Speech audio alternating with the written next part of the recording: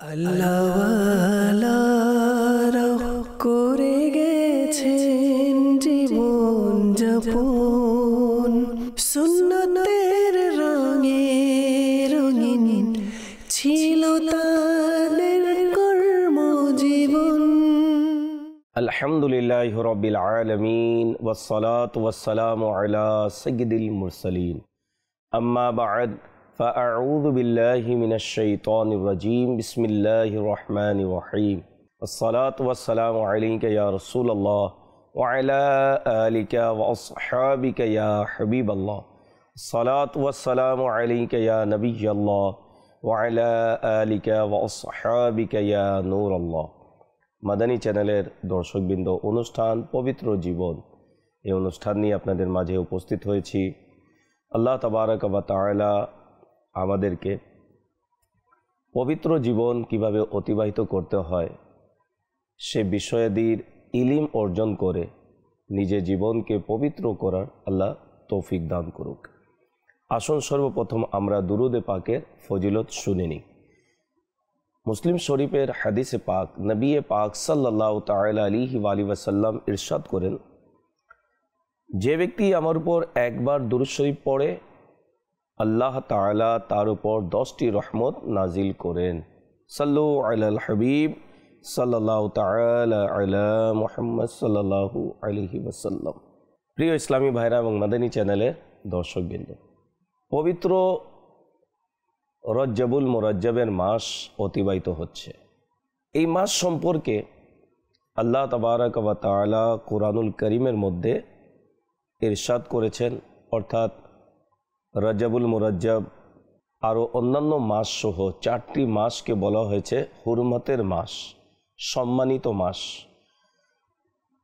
কুরআনুল কারীমে আল্লাহ তাবারাক ওয়া তাআলা ইরশাদ করেন, 10ম পারার সূরাতুত তাওবার 36 নম্বর আয়াতে কারিমার মধ্যে আল্লাহ তাআলা ইরশাদ করেন, ইন্না ইদ্দাতাশ শুহুরি ইনদাল্লাহি 12 শাহরান ফি কিতাবিল্লাহি ইয়াওমা খালাকাস সামাওয়াতি ওয়াল আরদা মিনহা আরবাআতুন হুরুম যালিকাদ দীনুল কাইয়্যিম فلا تظلموا فيهن أنفسكم وقاتلوا المشركين كافة كما يقاتلونكم كافة واعلموا أن الله مع المتقين। কানজুল ইমানের অনুবাদ। নিশ্চয়ই মাসগুলোর সংখ্যা আল্লাহ তাআলার নিকট 12 মাস। আল্লাহ তাআলার কিতাবের মধ্যে যখন থেকে তিনি আসমান ও জমিন সৃষ্টি করেছেন তন্মধ্যে 4টা সম্মানিত। এটাই সহজ সরল দিন। তাই এই মাসগুলোর মধ্যে নিজেদের আত্মাগুলোর উপর জুলুম করো না এবং মুশরিকদের বিরুদ্ধে সর্বদা যুদ্ধ করো, যেমনইভাবে তারা তোমাদের বিরুদ্ধে সর্বদা যুদ্ধ করে, এবং জেনে রেখো যে আল্লাহ খুদা ভীরুদের সাথে রয়েছেন। এই আয়াতে কারিমার মধ্যে আল্লাহ তাবারাক ওয়া তাআলা 4টি মাসকে সম্মানিত মাস বলে আখ্যায়িত করেছেন। সদরুল আফাজিল হজরতে আল্লামা নাঈমউদ্দিন মুরাদাবাদী আলাইহি রহমাতুল্লাহিল হাদি খাজাইনুল ইরফানে এই আয়াতে কারিমার ব্যাপারে বলেন, 4টি সম্মানিত মাস দ্বারা উদ্দেশ্য 3টি পরপর মিলিত, যেমন জিলকদ, জিলহজ এবং মুহররম। এই 3টি মাস একসাথে। আরেকটি হচ্ছে পৃথক, রজব। আরবের লোকেরা অন্ধকার যুগেও এইসব মাসে যুদ্ধ বিরহ হারাম হিসেবে জানত। ইসলামেও এই মাসগুলোর সম্মান ও গুরুত্ব আরও বৃদ্ধি করা হয়েছে। তো রজ্জাবুল মুরাজ্জাব মাস সম্মানিত মাস। 12টা মাসেই সম্মানিত, কিন্তু 12 মাসের মধ্যে 4 মাসকে অতি সম্মানিত করা হয়েছে। তন্মধ্যে হচ্ছে রজ্জাবুল মুরাজ্জাব মাস। এই মাসে যুদ্ধ বিরহ এই সকল বিষয় নিষেধ করা হয়েছে। এই মাসকে সম্মান জানানোর জন্য বলা হয়েছে। এই মাসে নিজেকে গুনাহ থেকে বিরত থাকার জন্য বলা হয়েছে। আর এই মাস এর সম্পর্ক আল্লাহ তাআলার সাথে করা হয়েছে। আমরা রজবুল মুরজ্জব এর পবিত্র মাস অতিবাহিত হচ্ছে।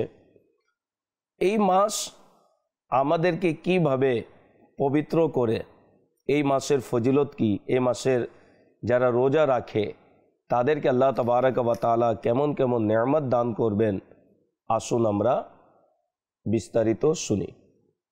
হযরতে সৈয়দনা আল্লামা সফফরি রহমতুল্লাহ তাআলা বলেন, রজবুল মুরজ্জব বীজ বপনের, শাবানুল মুআজ্জম সেচ দেওয়ার এবং রমজানুল মুবারক ফসল কাটার মাস।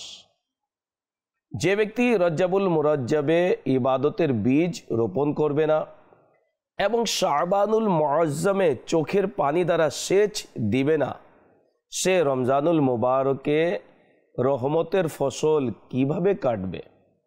তিনি আরও বলেন, রজবুল মুরজ্জব শরীরকে, শাবানুল মুআজ্জম হৃদয়কে এবং রমজানুল মুবারক আত্মাকে পবিত্র করে দেয়।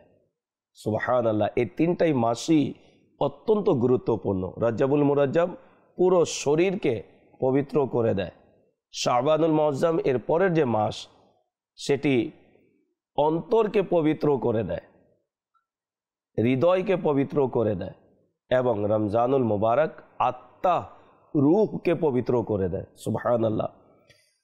তো আমাদের পবিত্র জীবন এই অনুষ্ঠানে ওই সকল বিষয় যার দ্বারা আমাদের নেচার পবিত্র হবে, আমাদের শরীর পবিত্র থাকবে, আমাদের রূহ পবিত্র থাকবে, আমাদের মেন্টালিটি পবিত্র থাকবে, আমাদের চিন্তাধারা পবিত্র যেন হয়, এই সকল বিষয় নিয়ে আলোচনা হয়ে থাকে। তো রজবুল মুরজ্জব শরীরকে পবিত্র করে দেয়। আর সেটি কিভাবে? সেটি হচ্ছে ইবাদতের মাধ্যমে, নফল রোজার মাধ্যমে। এই মাসে নফল রোজা রাখার যে ফজিলত, সুবহানাল্লাহ।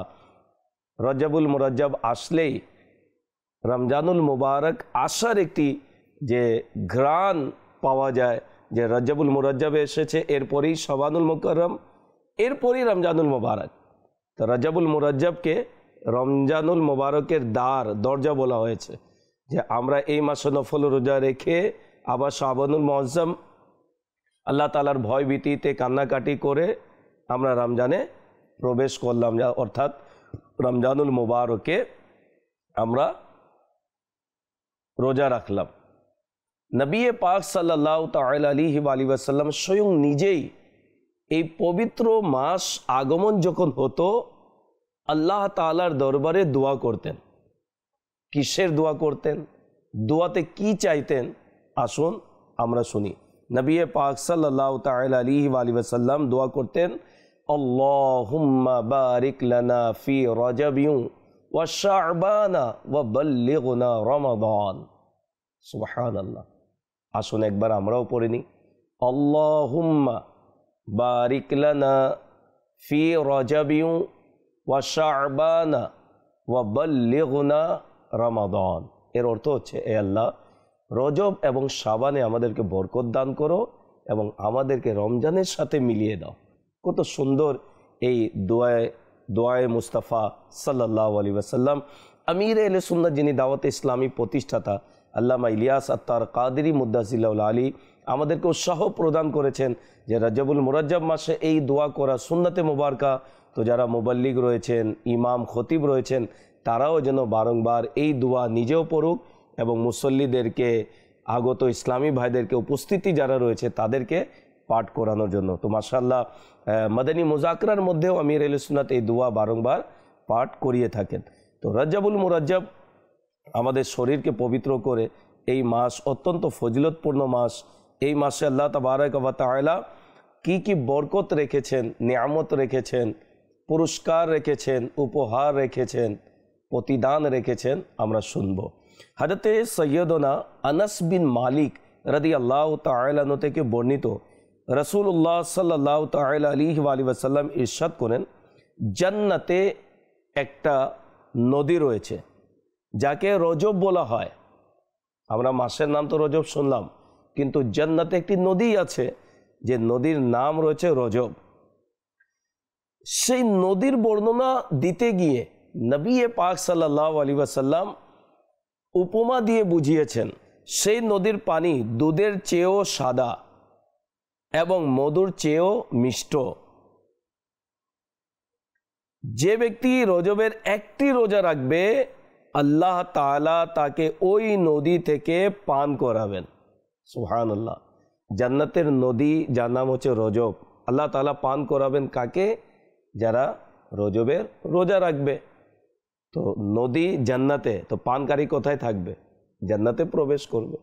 তো আল্লাহ তাবারক ওয়া তাআলা রোজাদারদের জন্য, যারা রজব মাসে রোজা রেখেছে তাদের জন্য জান্নাতের নিয়ামত রেখেছেন। তাবাই বুজুর্গ হযরতে সৈয়দনা আবু কিলাবা রাদিয়াল্লাহু তাআলা আনহু বলেন, রজবের রোজাদারদের জন্য জান্নাতে একটি প্রাসাদ রয়েছে।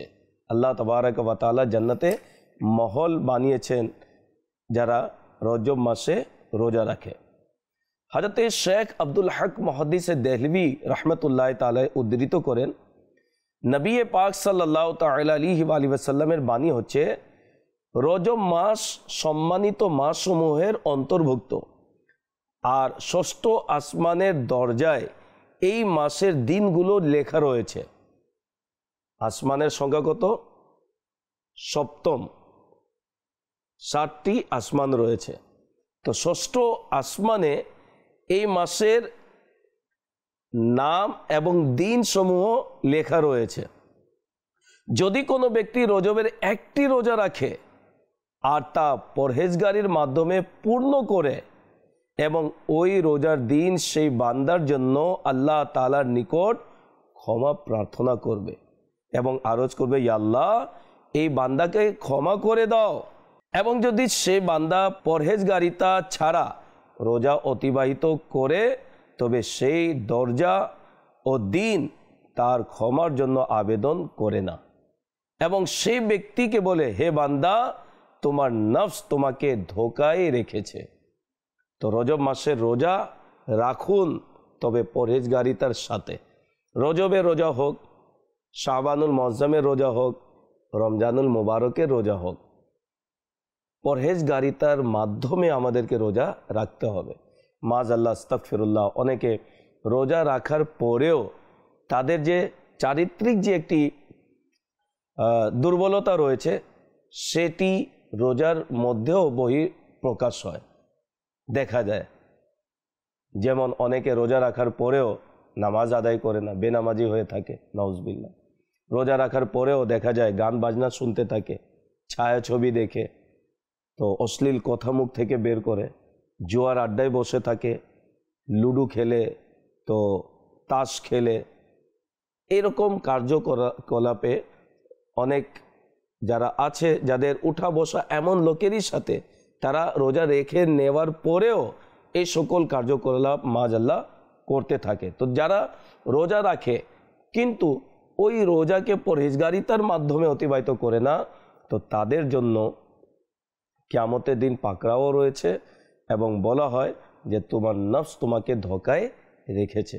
তো রজবুল মুরাজ্জব শরীরকে পবিত্র করে, শাবানুল মুআজ্জম হৃদয়কে পবিত্র করে, রমজানুল মুবারক আত্মাকে পবিত্র করে, রূহকে পবিত্র করে। এই 3টি মাসই আমাদের জন্য অত্যন্ত গুরুত্বপূর্ণ। রোজা সম্পর্ক রেখে, নফল রোজা 2 মাসে এবং রমজানুল মুবারকে তো ফরজ রোজাই রয়েছে। আচ্ছা, এই সকল মাসে যদি আমরা রোজা রাখি, এর বেনিফিট এটি যে রমজানে রোজা রাখতে আমাদেরকে কষ্ট হবে না। কেউ যদি নফল রোজা রাখার অভ্যাস না রাখে, তাহলে দেখা যায় রমজানুল মুবারকে তাকে রোজা রাখতে অনেক কষ্ট হয়ে যায়। তো এই জন্য রজবুল মুরাজ্জব, শাবানুল মুআজ্জম আমরা যেন নফল রোজা বেশি থেকে বেশি রাখি। আল্লাহ তাবারক ওয়া তাআলা এই মাসকে এত সম্মানিত করেছেন, সুবহানাল্লাহ। সৈয়দনা ঈসা রুহুল্লাহ আলা নবিয়িনা ওয়া আলাইহিস সালাতু ওয়াস সালামের অতিক্রম একটি সুন্দর পাহাড়ের নিকটবর্তী দিয়ে হলো। ঈসা আলাইহিস সালাতু ওয়াস সালাম সে পাহাড় যখন দেখলেন, তখন তিনি আল্লাহ তাআলার দরবারে আরজ করলেন, হে আল্লাহ, এই পাহাড়কে আপনি বাক শক্তি দান করুন। আল্লাহ তাবারাক ওয়া তাআলা সেই পাহাড়কে বাক শক্তি দান করলেন। পাহাড় ঈসা আলাইহিস সালাম কে বলে উঠল, ইয়া রুহুল্লাহ, আপনি কি জানতে চান? সালাম আরজ করলো, বলল কি জানতে চান? তো ঈসা আলা নবিগিনা আলাইহিস সালাম বলেন, তুমি তোমার সম্পর্কে বলো। তখন সে পাহাড় বলে উঠল যে আমার ভিতরে একজন লোক রয়েছে। আল্লাহ তাবারাক ওয়া তাআলার দরবারে ঈসা আলা নবিগিনা আলাইহিস সালাম আবেদন করলেন, মওলা সেই লোককে আমার সামনে প্রকাশ করে দেয়া হোক।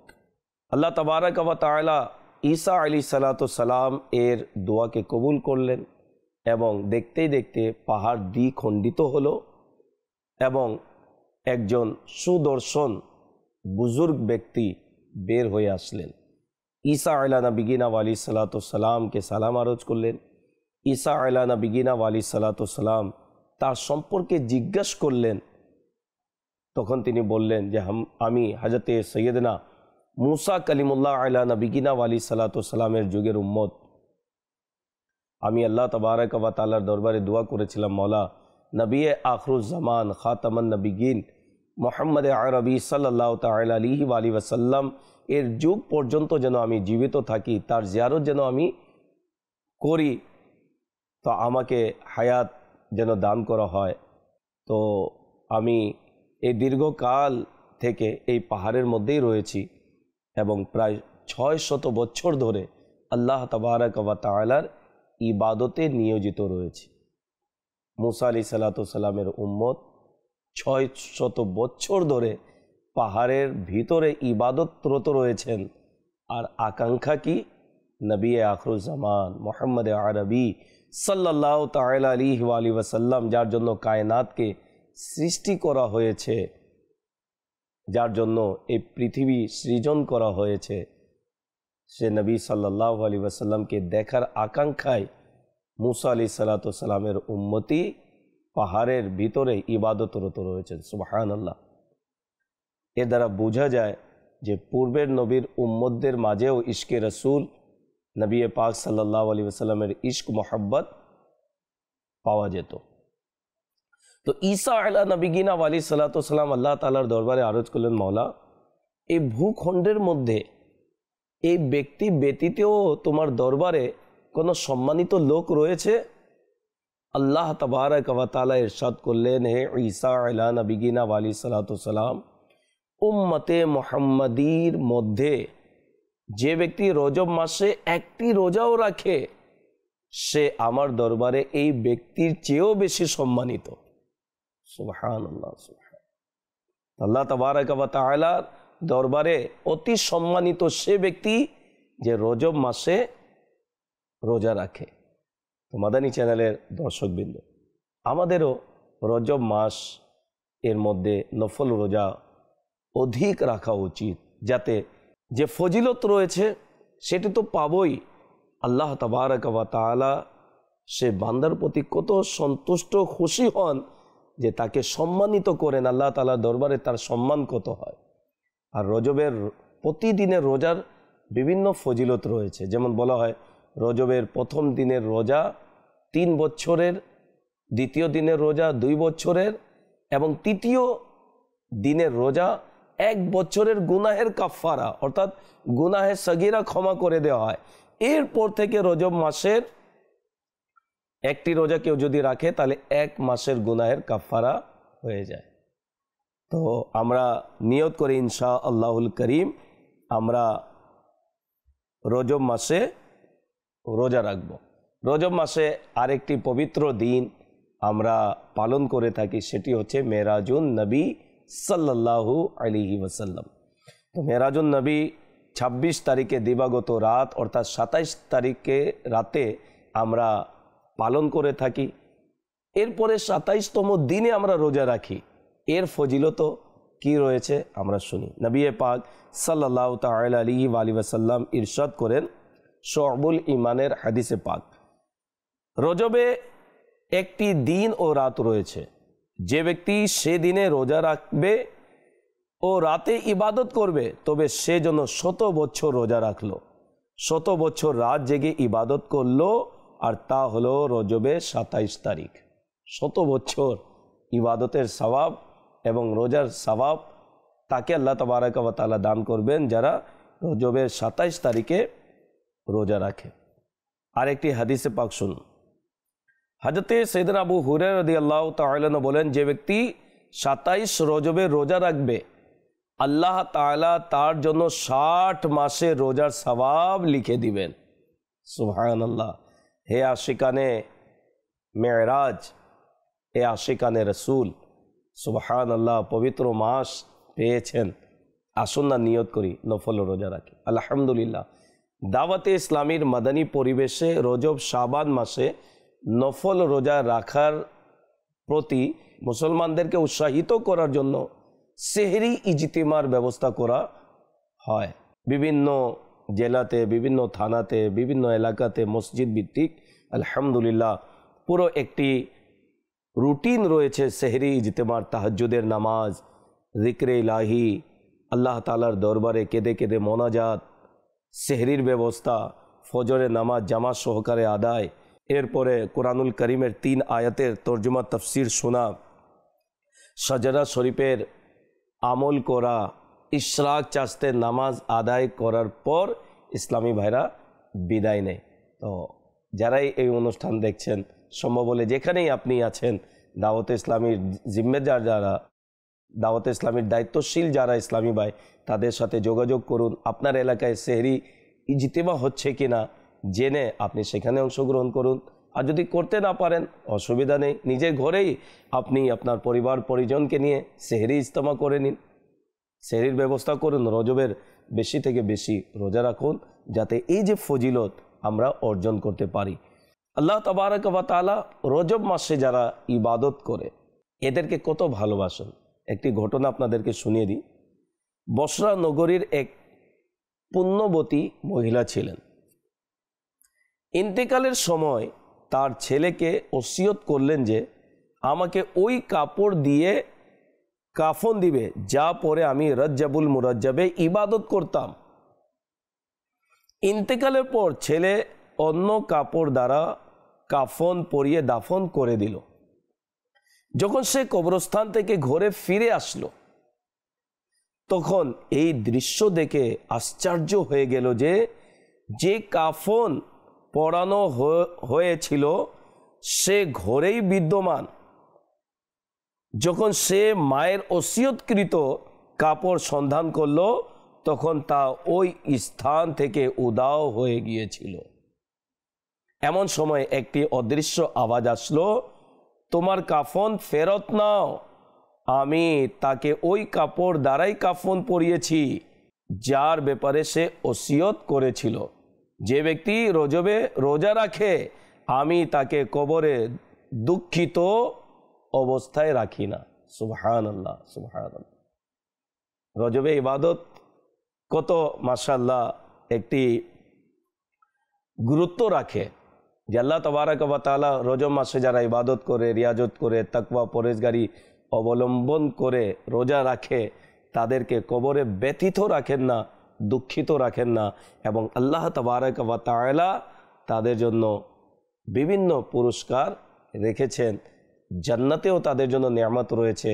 তাই অনুরোধ করব নিজের জীবনকে পবিত্র করার জন্য, পরিশুদ্ধ করার জন্য নফল রোজার প্রতি এগিয়ে আসুন। ইনশা আল্লাহুল করিম এর মাধ্যমে আমাদের জীবন পবিত্র হবে, পরিশুদ্ধ হবে, আমাদের ধ্যান ধারণার চিন্তাধারার অনেক পরিবর্তন আসবে। অনুরোধ করব দাওয়াতে ইসলামীর মাদানী পরিবেশ আলহামদুলিল্লাহ নফল রোজার প্রতি উৎসাহিত করে থাকে। নিজেকে, নিজের পরিবার পরিজন, সন্তান সন্ততি সবাইকে নিয়ে দাওয়াতে ইসলামীর মাদানী পরিবেশের সাথে সম্পৃক্ত থাকুন যাতে আমাদের পরকাল, আমাদের কবরের জীবন, পরকালের জীবন আরামদায়ক যেন হয়, সুন্দরভাবে যেন আমরা আরামে কবরে থাকি, জান্নাতের নেয়ামত দ্বারা যেন আমরা সজ্জিত হই, জান্নাতের নেয়ামত প্রতিদান যেন আমরা পাই এবং আল্লাহর সন্তুষ্টি অর্জন করে আমরা যেন জান্নাতে প্রবেশ করি। আল্লাহ তাবারক ওয়া তাআলা আমাদের সকলকে নিজের জীবনকে পরিশুদ্ধ করার জন্য, পবিত্র করার জন্য বেশি থেকে বেশি নফল রোজা আল্লাহ রাখার তৌফিক দান করুক। আমিন। বিজাহি খাতিমিন নবিয়িন সাল্লাল্লাহু আলাইহি ওয়াসাল্লাম। সাল্লু আলাল হাবিব সাল্লাল্লাহু তাআলা আলা মুহাম্মদ সাল্লাল্লাহু আলাইহি ওয়াসাল্লাম। আল্লাহওয়ালারা করে গেছেন জীবন যাপন, সুন্নতের রঙে রঙিন ছিল তার